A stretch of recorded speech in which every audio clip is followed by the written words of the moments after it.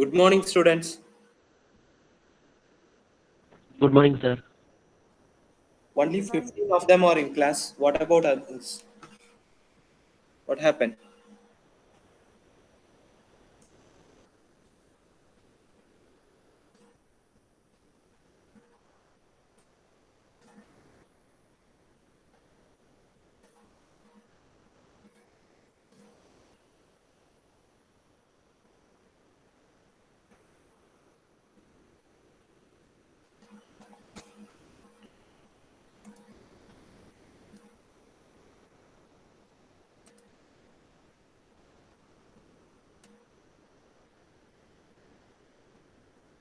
So we are in the discussion of architecture of 8085.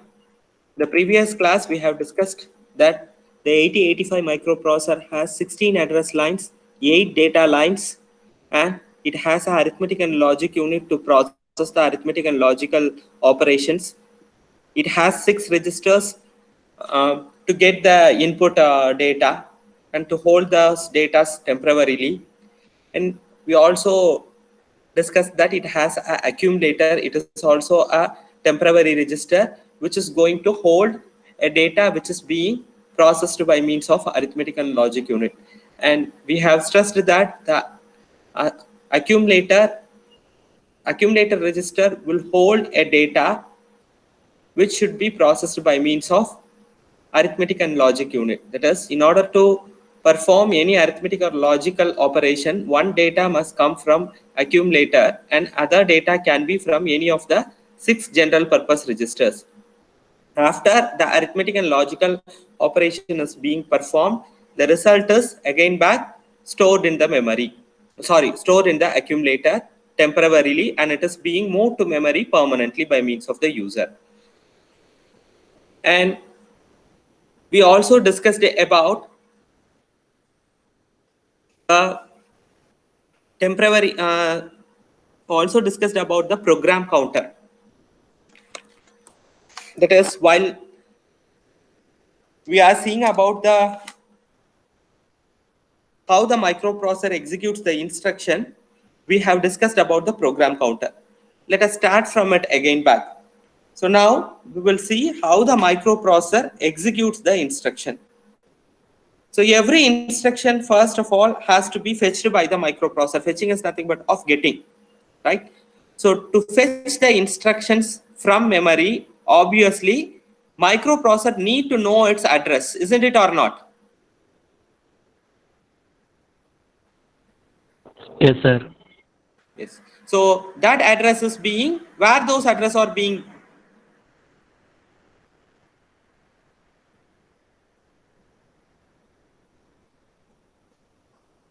எங்க இருக்கும் அந்த address? We have discussed it in the yesterday's class itself. To fetch the instruction from memory, microprocessor is in need of its address. Where will be the address? Where it is being present?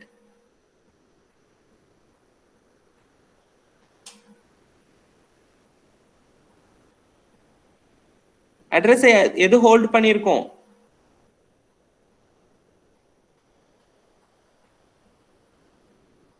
நேத்து கிளாஸ்ல பார்த்தோமே, சொல்லுங்க.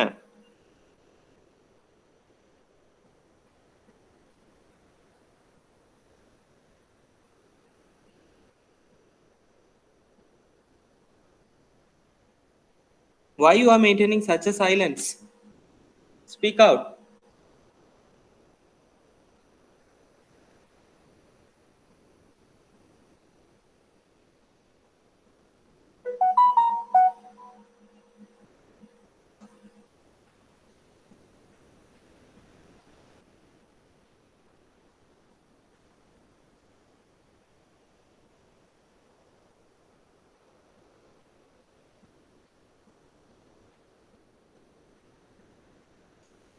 Can you able to hear me?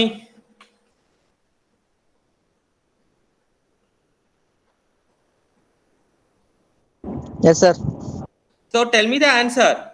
Address எது hold பண்ணி வச்சிருக்கோம்? நேத்து கிளாஸ்ல பார்த்தோமே, சொல்லுங்க. So program counter. Program counter, right? So the address is being present in the program counter. So the program counter is a register. General purpose registers are also of register, but they do not have any special functions. The general purpose register may register தான் வந்து நம்ம நேத்து கிளாஸ்ல பார்த்தோம். ஆனா அது என்ன பண்ணும்? It is a temporary register which can hold only the data. It is not a special register. General purpose registers are also of registers, but they do not have any special use. But this program counter is a special register used by the microprocessor to hold the address of next instruction, right? So to start the program counter will hold the starting address. நம்ம program வந்து user வந்து மெமரியில எந்த லொகேஷன்ல வேணாலும் வந்து எழுதுவோம். So எந்த லொகேஷன்ல இருந்து வந்து எழுத ஆரம்பிக்கிறோமோ அந்த அட்ரஸை ஃபர்ஸ்ட் ஸ்டார்டிங் அட்ரஸை வந்து யார் ஹோல்ட் பண்ண போறா? Who is going to hold the starting address and the corresponding next addresses? Who is going to hold it?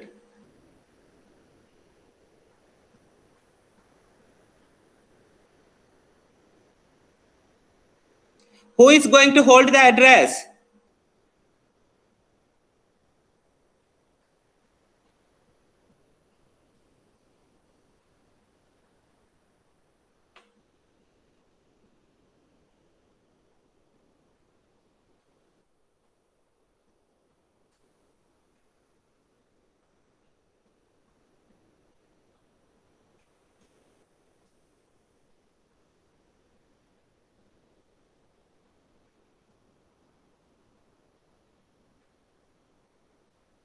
Jagan.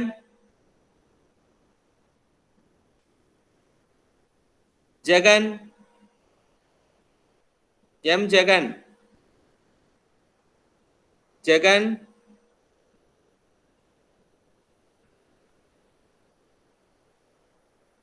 Jagan இருக்கீங்களா?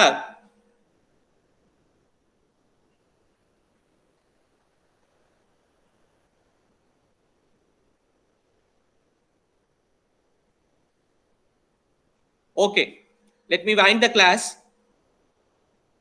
Since you are not opening your mouth, let me wind the. Sir, program counter, sir.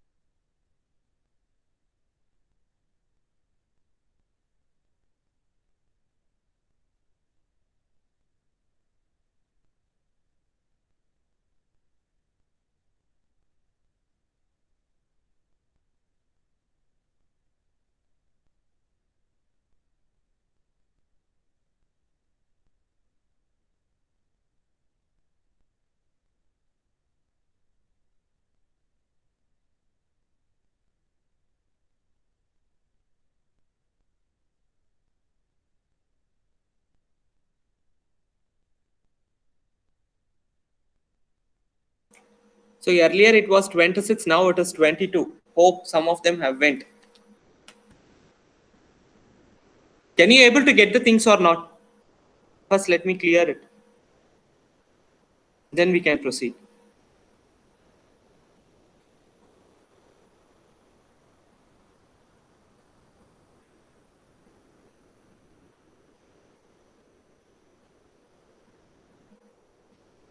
Can you able to hear me? Yes, sir. I'm asking Yes, that whether you are clear with the things what I am saying. Yes, sir. Then why you people are not answering if I ask some questions? What was the problem?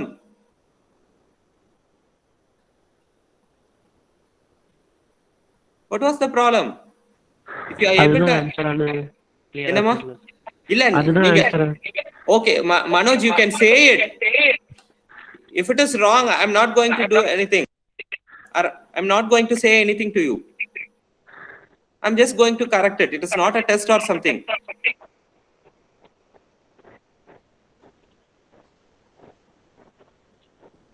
Sorry, sir. Okay. Where is Jagan? Because I have called him, he haven't responded.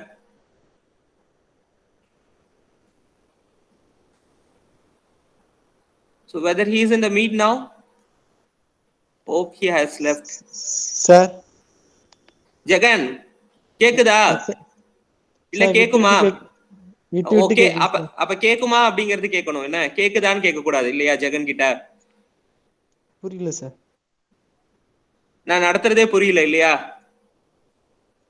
நான் நடத்துறது புரியலையா? கொஞ்சம் கொஞ்சம் புரியுது sir. சரி, அப்ப புரியலன்னா கேட்க வேண்டியது தானே? இப்ப லேட்டா தான் ஜாயின் பண்ணேன். இது நான் நேத்து நடத்துனதுல இருந்து கேட்டேன் தம்பி. இல்ல இப்ப சார். ஓ, இது வரைக்கும் கிளாஸுக்கே வரல, இன்னைக்கு தான் வந்திருக்கீங்களா ஐயா? அப்படி இல்ல சார். அட்டெண்ட் பண்ணேன் சார். சரி, நேத்து கிளாஸ்ல நடந்தது தான் கேட்டுட்டு இருக்கேன். நேத்து அட்டெண்ட் பண்ணல சார், அதுக்கு முந்தின தான் சார் அட்டெண்ட் பண்ணேன். உங்களுக்கு இஷ்டத்துக்கு வருவீங்க என்ன? அப்படிதானே சார்? டியூட்டர் மேம்கிட்ட இன்ஃபார்ம் பண்ணிட்டு தான் சார் போனேன். டியூட்டரா உனக்கு மைக்ரோ ப்ராசஸர் கிளாஸ் எடுக்கறாங்க? இல்ல சார். டியூட்டரா வர்க்கு டியூட்டர் கிட்ட இன்ஃபார்ம் பண்ணலாம்.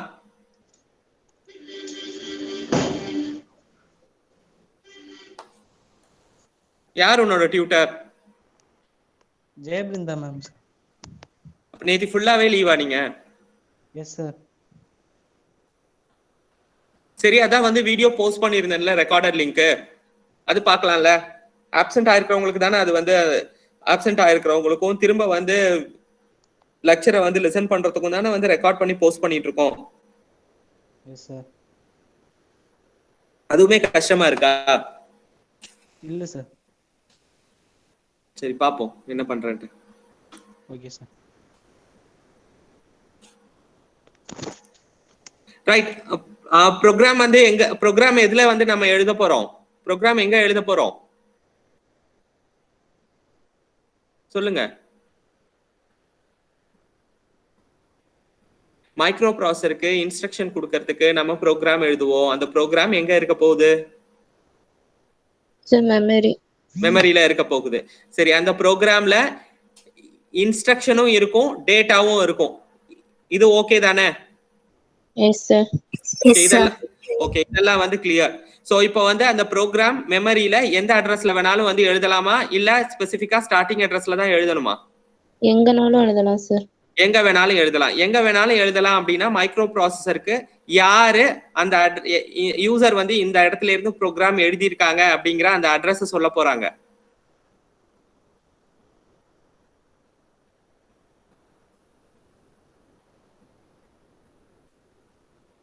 ப்ரோக்ராமை வந்து நீங்க மெமரியில எந்த அட்ரஸ் லொகேஷன்ல வேணாலும் வந்து எழுதுறீங்க.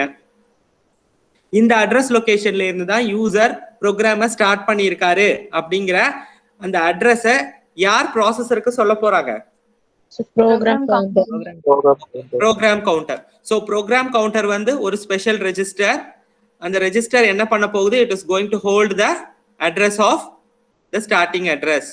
It is going to hold the starting address, and after that it is going to hold the next address. அடுத்து ஸ்டார்டிங் அட்ரஸை ஃபர்ஸ்ட் பாயிண்ட் அவுட் பண்ணிட்டு இருக்கோம். அதுக்கப்புறமா அடுத்தடுத்து என்ன அட்ரஸை வந்து ப்ரோக்ராம் வரிசையா தானே வந்து எழுதியிருப்போம், ரேண்டமா எழுத மாட்டோம் தானே மெமரியில. அடுத்தடுத்த லைன் அடுத்தடுத்த மெமரி லொகேஷன்ல இருக்குமா இல்ல வேற எங்கேயாவது வந்து இருக்குமா?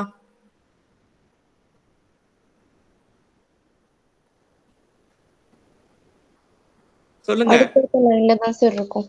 சோ அடுத்தடுத்த லைன் வந்து அடுத்தடுத்த மெமரி லொகேஷன்ல தான் வந்து இருக்கும். சோ அடுத்தடுத்த மெமரி லொகேஷன்ல இருக்குன்னா ஃபர்ஸ்ட் ஸ்டார்டிங் அட்ரஸை பாயிண்ட் அவுட் பண்ணிருக்கு அப்படின்னா அந்த ஸ்டார்டிங் அட்ரஸ் லொகேஷன்ல என்ன இருக்க போகுது? ஒரு இன்ஸ்ட்ரக்ஷன் இருக்க போகுது. ஆமா தானே? ஆமாமா இல்லையா? Yes sir.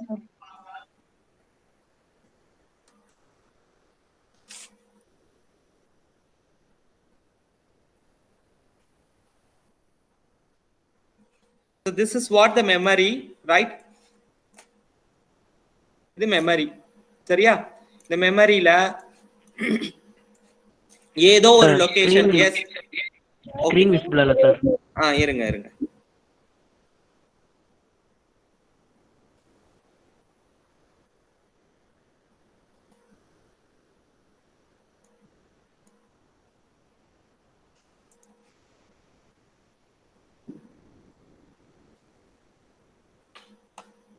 Whether now it is visible? Sir. This is what the memory, right? You assume that this is a memory, right? இந்த மெமரியில ஏதோ ஒரு பர்டிகுலர் அட்ரஸ் லொகேஷன்ல நான் வந்து ப்ரோக்ராம் எழுத ஆரம்பிக்கிறேன். அதை வந்து 8000 நான் எடுத்துக்கிறேன் எக்ஸாம்பிளுக்கு. சரியா? இந்த 8000ங்கிறதுல வந்து நாம என்ன பண்ண போறோம்? ஒரு இன்ஸ்ட்ரக்ஷன் கொடுக்க போறோம். சரியா? You assume it as instruction 1. சரியா? அடுத்து இன்ஸ்ட்ரக்ஷன் 2 எங்க இருக்க போகுது? இன்ஸ்ட்ரக்ஷன் 2 அடுத்த மெமரி லொகேஷன்ல இருக்க போகுது 8001. அடுத்து இன்ஸ்ட்ரக்ஷன் 3ங்கிறது வந்து எங்க இருக்க போகுது? அதுக்கும் அடுத்த லொகேஷன்ல. இப்படி வந்து போயிட்டு இருக்கும். எது வரைக்கும் அப்படின்னா வந்து ப்ரோக்ராமோட எண்ட். இது வந்து எண்ட்னு வந்து எடுத்துக்கோங்க. இது வந்து ஒரு 8005. இதோட வந்து ப்ரோக்ராம் முடிஞ்சிருச்சு. இப்படிதான் நம்ம வந்து ப்ரோக்ராம் எழுதியிருக்கோம் மெமரியில. இன்ஸ்ட்ரக்ஷன் அப்படிங்கும் போது இன்ஸ்ட்ரக்ஷனோட சேர்த்து என்ன இருக்கும்? நம்ம வேரியபிள்ஸும் டிக்ளேர் பண்ணுவோம் இல்லையா? நம்ம சில அப்படித்தானே வந்து பண்ணுவோம். சி ப்ரோக்ராமிங்ல ஒரு சோ அதே மாதிரிதான் இங்கேயுமே வந்து இன்ஸ்ட்ரக்ஷனோட சேர்த்து டேட்டாவும் வந்து இருக்கலாம், இல்ல வெறும் இன்ஸ்ட்ரக்ஷன் மட்டுமே வந்து இருக்கலாம். சரியா? வெறும் இன்ஸ்ட்ரக்ஷன் மட்டும் ஒரு சில இதுல வந்து இருக்கலாம். ஒரு சில மெமரி லொகேஷன்ல இன்ஸ்ட்ரக்ஷனோட சேர்த்து டேட்டாவும் வந்து இருக்கலாம். ஸோ ஃபர்ஸ்ட் ப்ராசஸர் ஒரு ப்ரோக்ராமை எக்ஸிக்யூட் பண்ணணும் அப்படின்னா அதுக்கு யூசர் எழுதியிருக்கிற ஸ்டார்டிங் அட்ரஸ் லொகேஷன் தெரியணும். அந்த ஸ்டார்டிங் அட்ரஸ் லொகேஷனை எது ஹோல்ட் பண்ணி வச்சிருக்கோம் அப்படின்னா வந்து ப்ரோக்ராம் கவுண்டர் அப்படின்னு சொல்லிட்டு வந்து ஒரு ரெஜிஸ்டர் இருக்கு.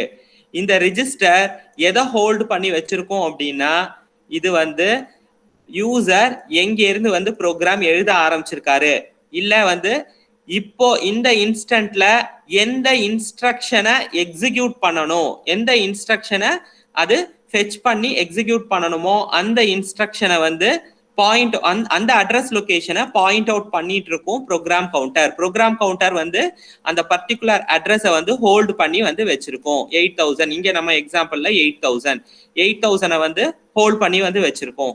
8000ங்கிறது வந்து டேட்டாவா அட்ரஸா இல்ல இன்ஸ்ட்ரக்ஷனா? Sir address. சோ அட்ரஸ் வந்து ஹோல்ட் பண்ணி வந்து இருக்கு அப்படின்னா அப்ப அந்த ப்ரோக்ராம் கவுண்டரோட சைஸ் என்னவா இருக்கும்? 16 பிட்ஸ். இப்ப புரியுதா? Yes sir. So program counter starting address லொகேஷனை ஹோல்ட் பண்ணி வந்து வச்சிருக்கோம். சரியா? இந்த ப்ரோக்ராம் கவுண்டர் ஸ்டார்டிங் அட்ரஸை ஹோல்ட் பண்ணி வந்து வச்சிருக்கோம். அந்த ஃபர்ஸ்ட் மைக்ரோ ப்ராசஸர் என்ன பார்க்கும் அப்படின்னா ப்ரோக்ராம் கவுண்டரை பார்க்கும். ப்ரோக்ராம் கவுண்டர்ல என்ன அட்ரஸ் இருக்கு அப்படிங்கறத பார்க்கும். அந்த அட்ரஸ் லொகேஷனுக்கு போகும். அந்த அட்ரஸ் லொகேஷனுக்கு போய் அந்த அட்ரஸ் லொகேஷன்ல என்ன இன்ஸ்ட்ரக்ஷன் இருக்கு அப்படிங்கறத ஃபர்ஸ்ட் என்ன பண்ணும், ஃபெட்ச் பண்ணும். ஃபெட்ச் பண்ணுது அப்படின்னா என்ன அர்த்தம் அப்படின்னா it is going to read. அது வந்து ரீட் பண்ணும். நம்ம புக்கை வாசிக்கிறோம் அப்படின்னா புக்ல என்ன இருக்கு அப்படிங்கறத புரிஞ்சுக்கிறதுக்கு நம்ம என்ன பண்ணுவோம், ரீட் தானே வந்து பண்ணுவோம் வாசிக்கிறோம் அப்படின்னா. So fetching is nothing but of reading. So processor first நாம கொடுத்திருக்க இன்ஸ்ட்ரக்ஷனை ரீட் பண்ணும். ரீட் பண்ணணும் அப்படின்னா என்ன சிக்னல் வந்து ஜெனரேட் ஆகணும். இங்க இந்த டயக்ராம் வந்து என்ன ரெப்ரசன்ட் பண்ணுது அப்படின்னா உன்னோட ப்ரோக்ராம் கவுண்டர் இந்த 2005 இங்க இருக்கிற எக்ஸாம்பிள்ல 2005 அப்படிங்கிற அட்ரஸ் லொகேஷனை இண்டிகேட் பண்ணுது. சரியா? சோ அதாவது ஸ்டார்டிங் ப்ரோக்ராம் ஸ்டார்ட் ஆயிருக்கிறது 2005ல. ஸோ ப்ரோக்ராம் கவுண்டர் வந்து 2005 அப்படிங்கிற அட்ரஸை வந்து பாயிண்ட் அவுட் பண்ணிட்டு வந்து இருக்கும். இந்த செகண்ட் டயக்ராம்ல அதை தான் நான் வந்து மார்க் பண்ணியிருக்கேன். இட் இஸ் 2005 அப்படிங்கிறது வந்து இருக்கா program counter. PC is nothing but of program counter. Program counter 2005 அப்படிங்கிறத ஹோல்ட் பண்ணிட்டு இருக்கும். அதை பாயிண்ட் அவுட் பண்ணிட்டு வந்து இருக்கும். ஸோ இங்க இன்ஸ்ட்ரக்ஷன் ஏதோ வந்து இருக்கு. அந்த இன்ஸ்ட்ரக்ஷனை ரீட் பண்ணணும் அப்படின்னா இந்த இன்ஸ்ட்ரக்ஷன் எங்க இருக்கு, இன்ஸ்ட்ரக்ஷன் மெமரியில இருக்கு. மெமரியில இருக்கிறத என்ன பண்ணணும், ரீட் பண்ணணும். So MEM is nothing but of memory, R is nothing but of read. Memory read அப்படிங்கிற கண்ட்ரோல் சிக்னலை ஜெனரேட் பண்ணி வந்து கொடுக்குது. சரியா? ஃபர்ஸ்ட் ப்ரோக்ராம் எக்ஸிக்யூட் பண்ணணும்னா வந்து நாம யூசர் ப்ரோக்ராமை வந்து மெமரியில எழுதிடுவோம். ஸ்டார்டிங் அட்ரஸ் லொகேஷனை யார் ஹோல்ட் பண்ண போறா, ப்ரோக்ராம் கவுண்டர் ஹோல்ட் பண்ண போகுது. ப்ரோக்ராம் கவுண்டர் என்ன அட்ரஸை வந்து ஹோல்ட் பண்ணி வந்து வச்சிருக்கோ அந்த அட்ரஸ் லொகேஷனுக்கு ப்ராசஸர் போய் பார்க்கும். அந்த இடத்துல இருக்கிற இன்ஸ்ட்ரக்ஷனை அது ரீட் பண்ணணும் அப்படின்னா நெக்ஸ்ட் கண்ட்ரோல் யூனிட் என்ன பண்ணும் அப்படின்னா அது கண்ட்ரோல் சிக்னலை ஜெனரேட் பண்ணும். என்ன கண்ட்ரோல் சிக்னலை ஜெனரேட் பண்ணும், மெமரியை ரீட் பண்றதுக்கான கண்ட்ரோல் சிக்னலை ஜெனரேட் பண்ணும். அந்த கண்ட்ரோல் சிக்னல் ஜெனரேட் ஆகி வந்த உடனே இந்த பர்டிகுலர் இன்ஸ்ட்ரக்ஷனை ப்ராசஸர்னால ரீட் பண்ண முடியும். இது ஓகேவா? இது கிளியரா? இது புரிஞ்சுச்சா? Yes sir. ஓகே. சோ இப்போ இன்ஸ்ட்ரக்ஷனை ரீட் பண்ணுது.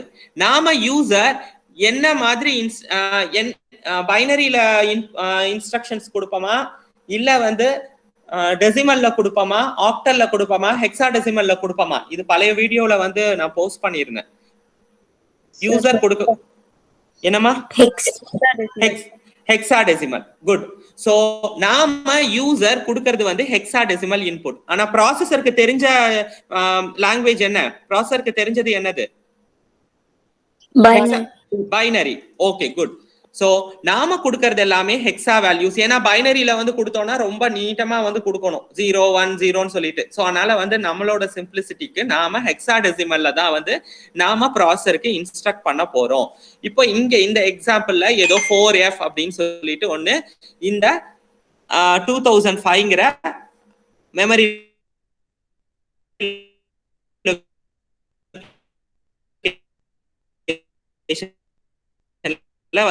வந்து இருக்கு. அட்ரஸ் லொகேஷனுக்கு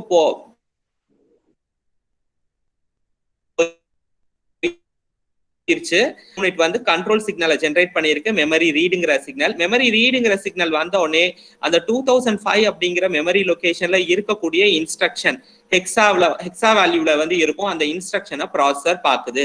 சோ அந்த இன்ஸ்ட்ரக்ஷனை வந்து பார்த்துட்டு அது என்ன பண்ணும், அது ரீட் பண்ணும். That is it is going to fetch it. So அந்த இன்ஸ்ட்ரக்ஷனை அது ரீட் பண்ணி எங்க அனுப்பும் அப்படின்னா it is going to send it to the instruction register. இது இங்க இருக்கு பாருங்க.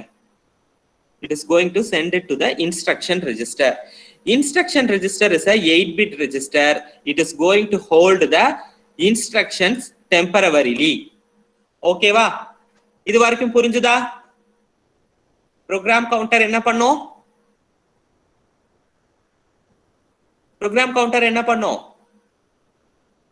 சொல்லுங்க. இன்ஸ்ட்ரக்ஷனோட அட்ரஸ ஹோல்ட் பண்ணி வச்சிருக்கோம். ஓகே, ஹோல்ட் பண்ணி வந்து வச்சிருக்கோம். அந்த ஹோல்ட் பண்ண இன்ஸ்ட்ரக்ஷனை மைக்ரோ ப்ராசஸர் போய் பார்க்கும். பார்த்ததுக்கு அப்புறமா என்ன நடக்கும், அதுல இன்ஸ்ட்ரக்ஷன் ரீட் பண்றதுக்காக கண்ட்ரோல் யூனிட் ஒரு கண்ட்ரோல் சிக்னலை ஜெனரேட் பண்ணும். கண்ட்ரோல் சிக்னல் ஜெனரேட் ஆகி முடிஞ்சதுக்கு அப்புறமா அங்க இருக்கக்கூடிய அந்த ஹெக்ஸா வேல்யூ எங்க போகும்? அது இன்ஸ்ட்ரக்ஷன் ஹெக்ஸா வேல்யூ எங்க போகும்? Instruction register. Okay, instruction register எத்தனை பிட் ரெஜிஸ்டர்? 8 பிட். ஒரு 8 பிட் ரெஜிஸ்டர். அது ஒரு டெம்பரவரி ரெஜிஸ்டர். டெம்பரவரி ரெஜிஸ்டர்ங்கும் போது again back it is a flip flop. இப்போ இங்க வந்திருக்கிற டேட்டா வந்து ஹெக்ஸா டேட்டா இல்லையா? ஹெக்ஸா வேல்யூ தானே? Yes sir. இங்க இன்ஸ்ட்ரக்ஷன் ரெஜிஸ்டர்ல வந்து இருக்கிறது வந்து ஹெக்ஸாவா பைனரியா? Hexa value. Instruction hexa value. அந்த ஹெக்ஸா வேல்யூ ப்ராசஸருக்கு தெரியாது. So from the instruction register that particular instruction is being passed to the instruction decoder. It is also a 8 bit register. Decode அப்படினா என்ன அர்த்தம்? டிகோட்னா என்ன? டிகோடர்னா என்ன?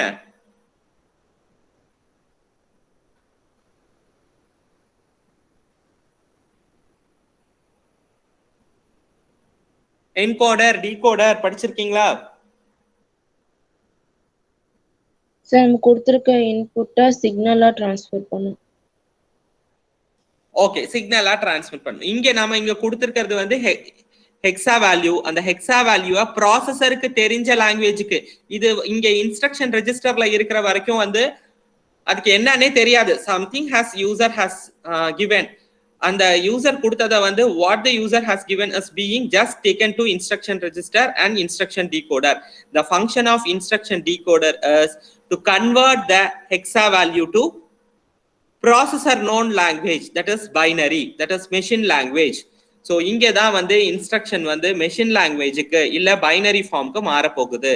So instruction decoder function is to convert the hexa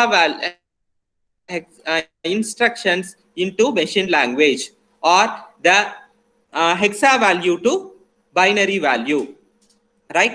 So inga instruction decoder, what it is going to do is it is going to decode the instructions and it is going to convert to machine language. After it is being converted, it is again back given to control unit. ஏன் control unit க்கு வந்து கொடுத்திருக்கோம் அப்படினா இங்க மெமரியில நாம வந்து சொல்லியாச்சு, we can in memory we are going to give instructions as well as data, right? So இங்க வந்திருக்கிறது வந்து இன்ஸ்ட்ரக்ஷனா டேட்டாவா அப்படிங்கறதே வந்து இன்ஸ்ட்ரக்ஷன் டீகோடர் டீகோட் பண்ண பிறகுதான் வந்து ப்ராசஸருக்கு தெரியும். அது வரைக்கும் வந்து அங்க இருக்கிறது ஹெக்ஸா வேல்யூ ப்ராசஸருக்கு வந்து தெரியாது. டீகோடர் டீகோட் பண்ணி முடிச்சதுக்கு அப்புறம் தான் யூசர் இன்ஸ்ட்ரக்ஷன் கொடுத்திருக்காரா இல்ல யூசர் அந்த மெமரி லொகேஷன்ல டேட்டா கொடுத்திருக்காரா அப்படிங்கறதே வந்து ப்ராசஸருக்கு தெரிய வரும். சோ இன்ஸ்ட்ரக்ஷன் கொடுத்திருக்காங்க அப்படின்னா அதுக்கு தகுந்த கண்ட்ரோல் சிக்னல்ஸை ஜெனரேட் பண்ணும். டேட்டா கொடுத்திருக்காங்க அப்படின்னா அந்த டேட்டாவை ரெஜிஸ்டர்லயோ இல்ல வேற எங்கேயாவதோ அக்யூமுலேட்டர்லயோ எங்கேயாவது கொண்டு போய் ஸ்டோர் பண்றதுக்கு அந்த கண்ட்ரோல் சிக்னல்ஸை ஜெனரேட் பண்ணும். Clear with this? Sir last one second repeat பண்ணுங்களேன். என்னமா லாஸ்டா இப்ப சொன்னீங்கல்ல சார், கண்ட்ரோல் யூனிட்க்கு ஷிஃப்ட் பண்ணும், அதுக்கு அடுத்து உள்ளது மட்டும் ஒன் டைம் ரிப்பீட் பண்ணுங்களேன். ஓகே, இன்ஸ்ட்ரக்ஷன் டீகோடர் டீகோட் பண்ணி முடிச்சதுக்கு அப்புறம் தான் ப்ராசஸர்னால வந்து கொடுத்திருக்கிற யூசர் கொடுத்திருக்கிறது இன்ஸ்ட்ரக்ஷனா இல்ல டேட்டாவா அப்படிங்கிறது புரிய வரும். இன்ஸ்ட்ரக்ஷனா இருந்துச்சு அப்படின்னா அந்த இன்ஸ்ட்ரக்ஷனுக்கு தேவையான கண்ட்ரோல் சிக்னல்ஸை ஜெனரேட் பண்ணும். ஓகேவா? டேட்டாவா வந்து இருந்துச்சு அப்படின்னா அந்த டேட்டாவை யூசர் என்ன சொல்லியிருப்பாரு, ஏதாவது ஒரு ரெஜிஸ்டர்ல கொண்டு போய் வெயி இல்ல அக்யூமுலேட்டர்ல கொண்டு போய் வெயி அப்படின்னு சொல்லியிருப்பாங்க.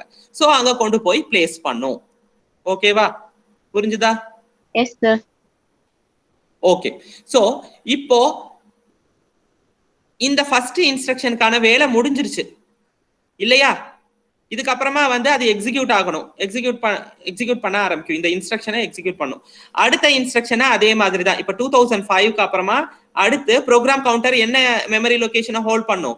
2005 வந்து ஃபெட்ச் ஆகி முடிச்சு இன்ஸ்ட்ரக்ஷன் ரெஜிஸ்டர் இன்ஸ்ட்ரக்ஷன் டீகோடருக்கு போயிட்டு இருக்கும் போதே ப்ரோக்ராம் கவுண்டர் என்ன பண்ணும்? ப்ரோக்ராம் கவுண்டர் அடுத்த அட்ரஸ் லொகேஷனை பாயிண்ட் அவுட் பண்ண ஆரம்பிச்சிரும். ஓகேவா?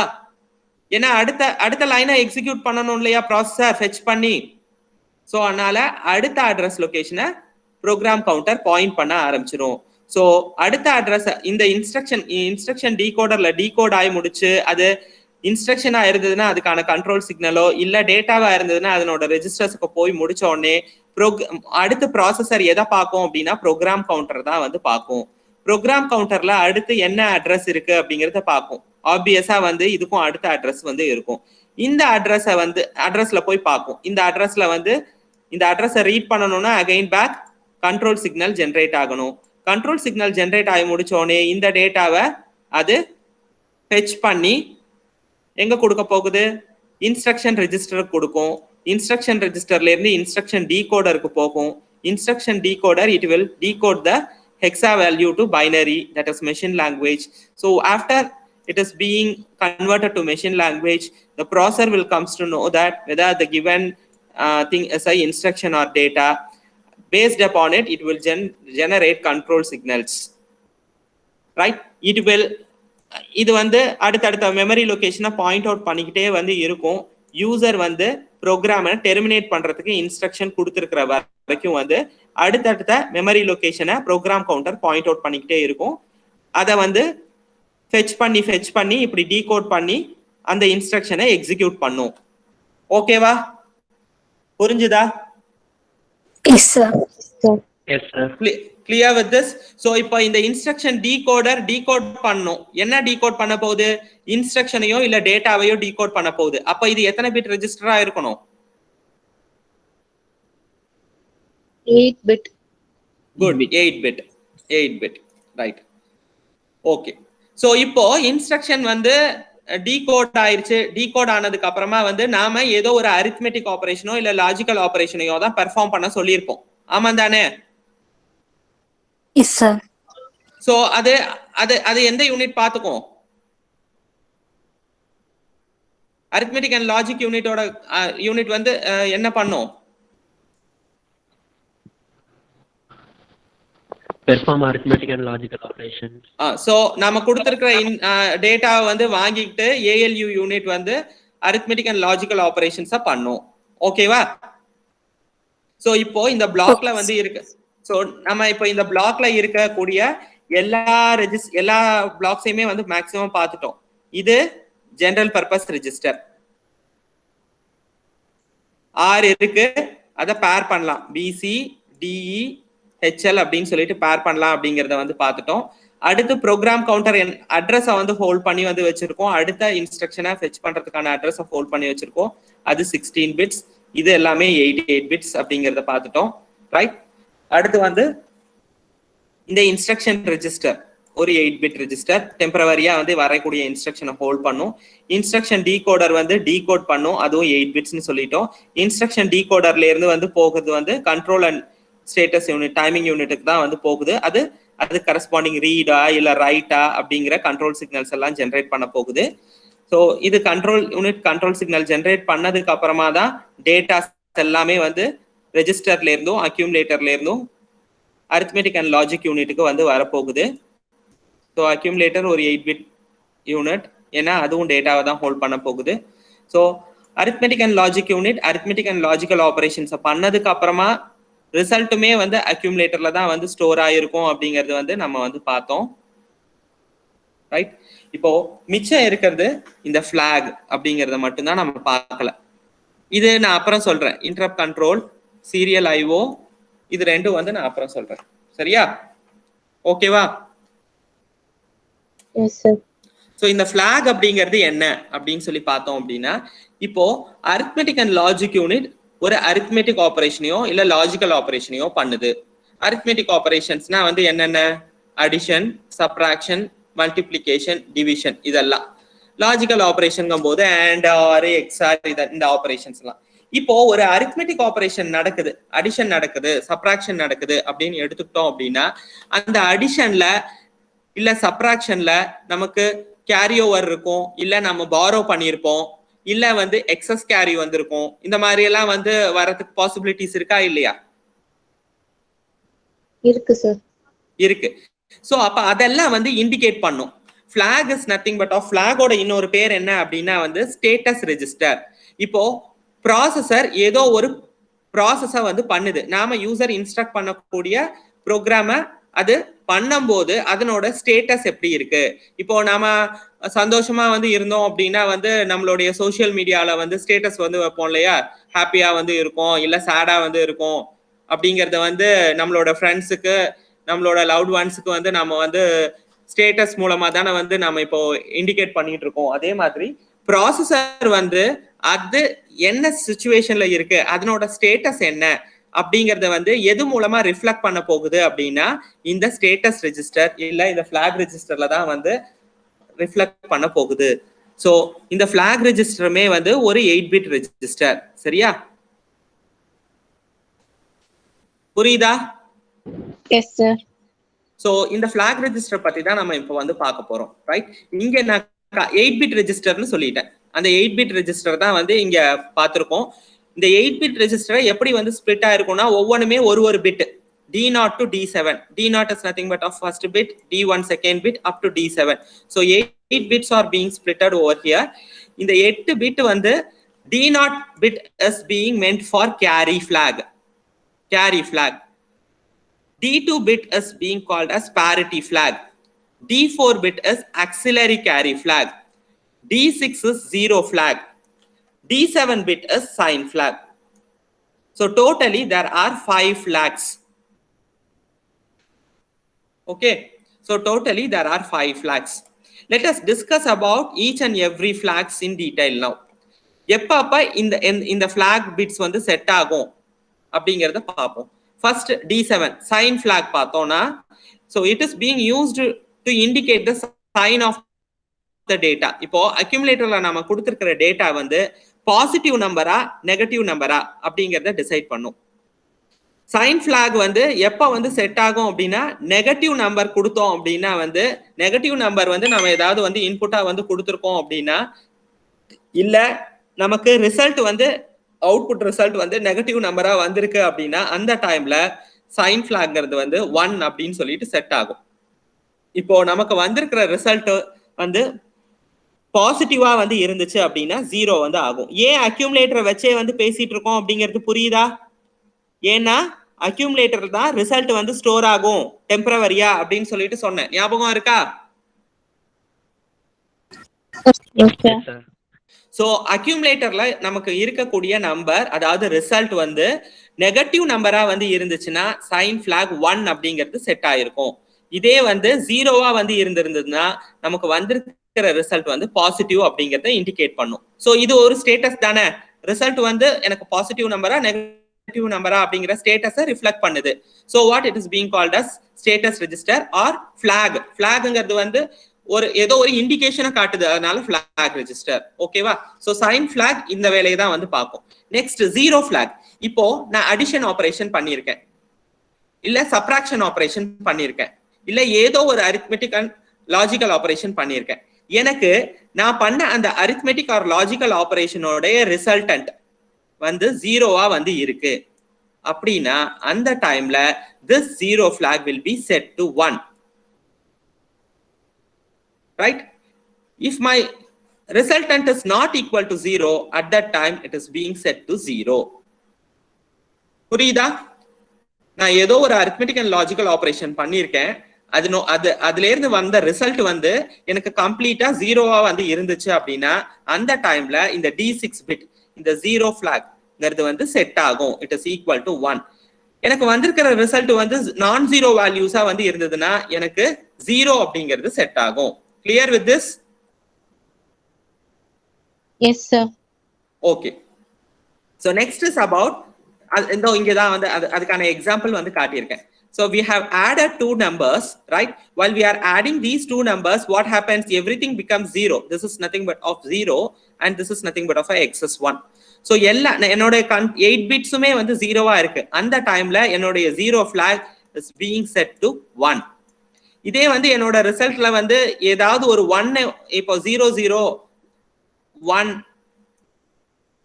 followed by means of 4 zeros னு இருந்ததுன்னா என்னோட 0 flag will be equal to 0 அப்படின்னு இருக்கும். ஏன்னா என்னோட ரிசல்ட்ல வந்து ஒரு 1% ஆயிடுச்சு, நான் ஜீரோ வேல்யூவா வந்து இருக்கு.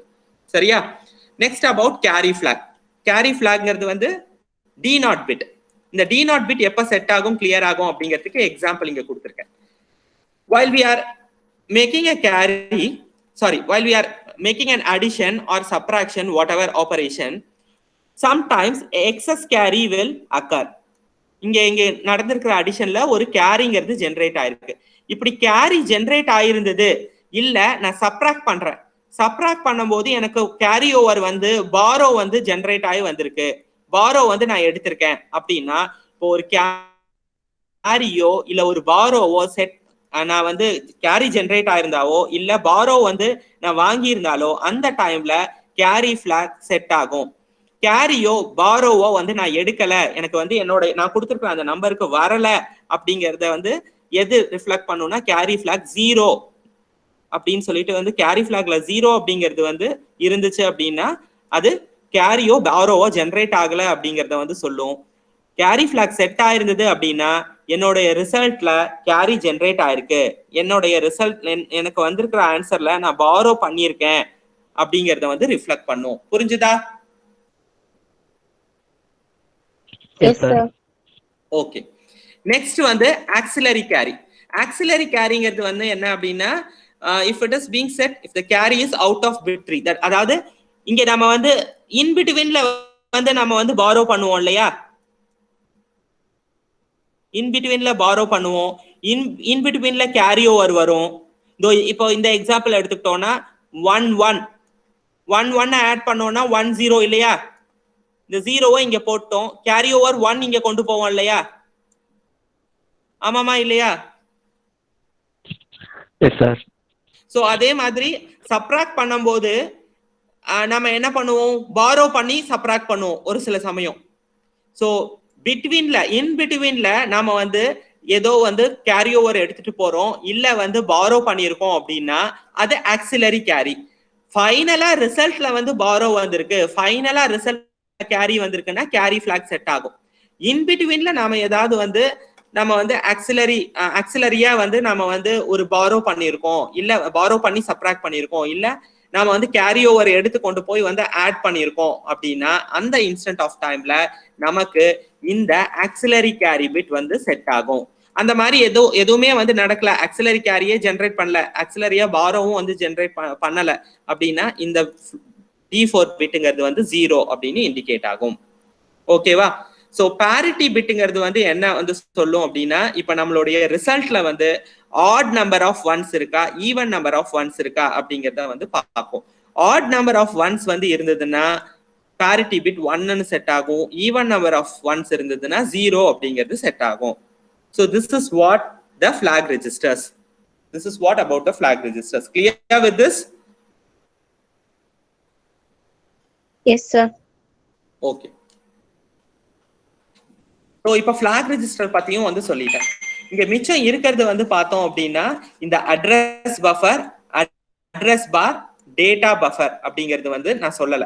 இந்த அட்ரஸ் பஃபர்னா என்ன அப்படின்னா வந்து நம்மளுடைய அட்ரஸ எடுத்துட்டு போகிறதுக்கு அட்ரஸ் பஃபர் அப்படின்னா என்ன, பஃபர்னா என்ன, பஃபர்னா என்ன மீனிங் சொல்லுங்க, டெக்னிக்கலா எதுவும் சொல்ல வேணாம். பஃபர் ஆயிட்டு இருக்கு அப்படின்லாம் வந்து நம்ம சொல்லுவோம் இல்லையா, என்ன யாராவது ஒருத்தங்க சொல்லுங்க. லோட் ஆயிட்டு இருக்கு. லோட் ஆயிட்டு இருக்கு. சோ லோட் ஆயிட்டு இருக்கு. இங்க லோட் ஆயிட்டு இருக்கு அப்படிங்கிறது வந்து என்ன அப்படின்னு பார்த்தோம் அப்படின்னா அட்ரஸை கொண்டு போய் வேகமா கொண்டு போய் வந்து எங்கேயும் கொடுத்துட முடியாது. சோ ஒரு அட்ரஸ் போயிட்டு இருக்கு, ப்ரோக்ராம் கவுண்டர் ஃபர்ஸ்ட் வந்து ப்ரோக்ராம் கவுண்டர்ல உள்ள அட்ரஸை வந்து ப்ராசஸர் ரீட் பண்ணிட்டு இருக்கும் போது அடுத்த அட்ரஸை யார் ஹோல்ட் பண்ணி வந்து வச்சிருப்பான்னா இந்த அட்ரஸ் பஃபர் ஹோல்ட் பண்ணி வந்து வச்சிருக்கோம்.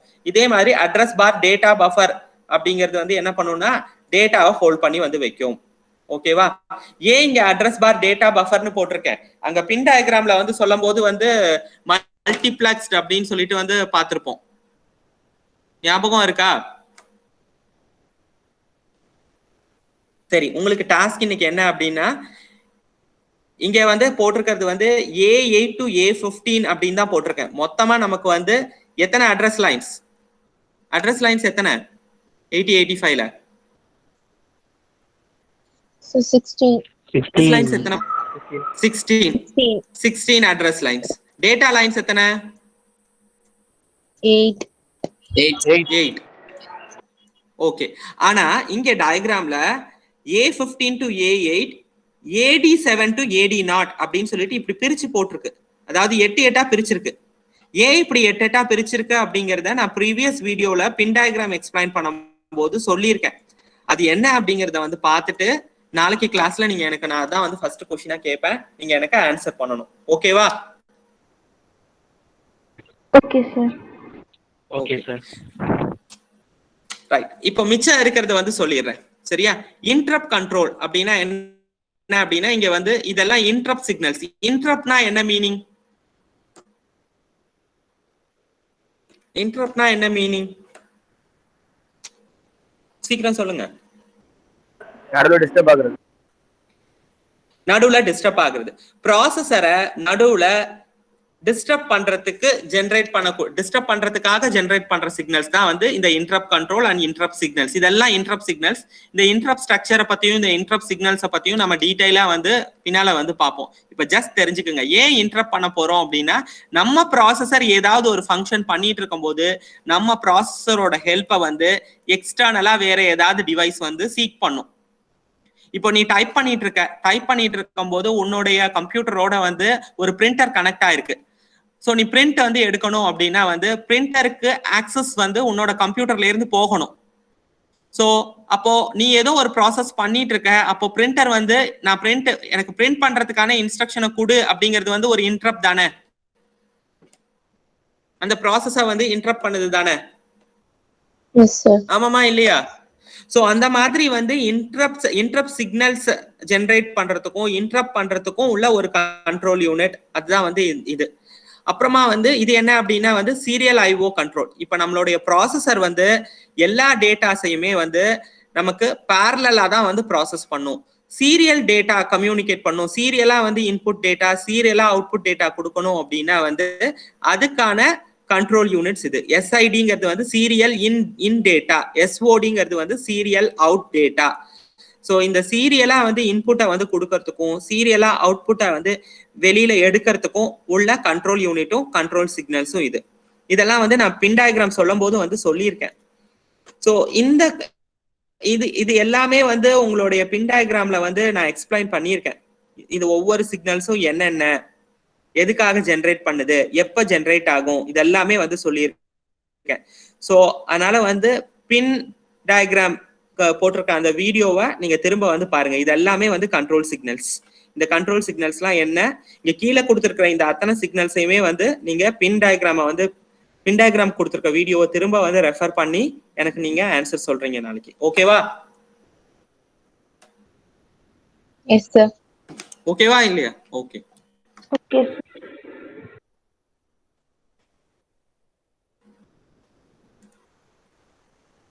ஸோ ஆர்கிடெக்சர் நம்ம பார்த்தாச்சு. மிச்சம் அடுத்து வந்து இருக்கிறது வந்து இன்ஸ்ட்ரக்ஷன் செட்ஸ் தான். நாளைக்கு கிளாஸ்ல வந்து நம்ம இன்ட்ரோடக்ஷன் கிளாஸ்ல இருந்து ஆர்கிடெக்சர் வரைக்கும் என்னென்னலாம் வந்து பார்த்தோமோ அது அத்தனையுமே வந்து நான் ஒவ்வொருத்தங்களையா வந்து கூப்பிட்டு கொஸ்டின் கேட்க போறேன். சரியா? இப்போ இது நாள் வரைக்கும் இந்த 1 வீக் நடந்ததுக்கான வைவா நாளைக்கு. ஸோ அதை வச்சு வந்து உங்களுக்கு நான் அசஸ் பண்ண போறேன். ஸோ அதனால வந்து ஃபர்ஸ்ட் டே கிளாஸ்ல இருந்து இன்னைக்கு கிளாஸ் வரைக்கும் என்ன நடந்துச்சோ அது எல்லாமே வந்து ரிவைஸ் பண்ணுங்க. ரொம்ப நிறைய வந்து பார்க்கல. மைக்ரோ ப்ராசஸர் டெஃபினேஷன் பார்த்துருக்கோம், அதுக்கப்புறமா வந்து பின் டயகிராம் பார்த்துருக்கோம், ஆர்கிடெக்சர் பார்த்துருக்கோம். இந்த 3 தான் வந்து பார்த்துருக்கோம். ஸோ அந்த 3த்தையும் கொஞ்சம் ரிவைஸ் பண்ணிட்டு வாங்க. பேசிக்கா தான் வந்து கொஸ்டின்ஸ் வந்து இருக்கும். பயப்பட வேணாம். தெரியல அப்படின்னா ஒன்றும் திட்ட போறது இல்லை. அதுக்காக ஒரு கொஸ்டினுமே வந்து தெரியல, நான் எதுவுமே வந்து படிக்கல அப்படின்னு சொல்லிட்டு வந்து யாரும் வந்து நிக்காதீங்க. ஓகேவா? என்ன? Okay sir. நாளைக்கு கொஸ்டின் கேட்கலாம் தானே? Okay, thank you. Thank you sir. Thank you sir. Thank you sir. Thank you sir.